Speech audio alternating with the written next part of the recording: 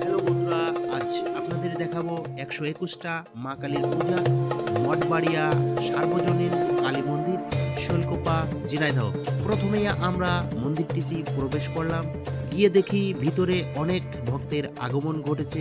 সবাই যার যার মানসা দিতে এখানে বিভিন্ন জেলা থেকে ছুটে এসেছে এই জাগ্রত মায়ের পূজা দিতে, এবং এখানে গেটের বাইরে হাজার হাজার ভক্তের আগমন ঘটেছে এই পূজা দেখা উপলক্ষে। তারা দূরদূরান্ত থেকে ছুটে এসেছে এই পূজাটি দেখতে। স্থানটি শৈলকুপা মঠবাড়িয়া সার্বজনীন কালী মন্দির। আসলে এখানে এই পূজাটি দীর্ঘদিন ধরেই হয়ে আসছে। এখানে অনেক প্রতিমা রয়েছে, আপনারা দেখতেই পাচ্ছেন। যার যার মানত পূরণ হয়েছে সেই প্রতিমা পূজা দিচ্ছে। এখানে ১২১টা কালী প্রতিমা রয়েছে, যার স্থানটি হচ্ছে শৈলকুপা মঠবাড়িয়া।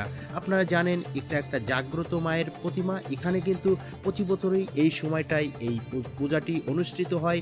আপনারা দেখতেই পাচ্ছেন পুরোহিত কিন্তু এখানে পূজা দেওয়ার জন্য প্রস্তুত হচ্ছে। আর ১০টার পরেই শুনেছি পূজাটি শুরু হবে। আর এখানে আমরা কিন্তু দূরের থেকে ছুটে গিয়েছি, অনেকের সাথেই কথা বলেছি, তারা কিন্তু বিভিন্ন জেলা থেকে এসেছে। নড়াইল, বান্দরবন, খাগড়াছড়ি, বিভিন্ন জেলা থেকেই ছুটে এসেছে। আমরা পরিচিত হয়েছি যশোর, খুলনা। আসলে এই জায়গাটি এসেই আমার মন ভরে গেল। তাই আমি ভাবছি আবারও আগামী বছর আসব, আপনাদের নিয়েই ভিডিও করব। আপনারা সবাই অবশ্যই আসবেন।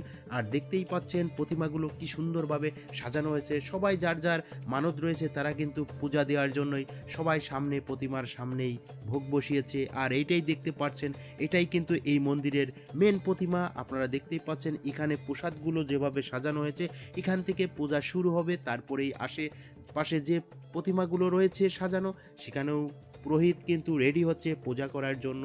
আর আমি আগেই বলেছি এটার স্থান হচ্ছে শৈলকুপা ঝিনাইদহ মঠবাড়িয়া সার্বজনীন কালী মন্দির।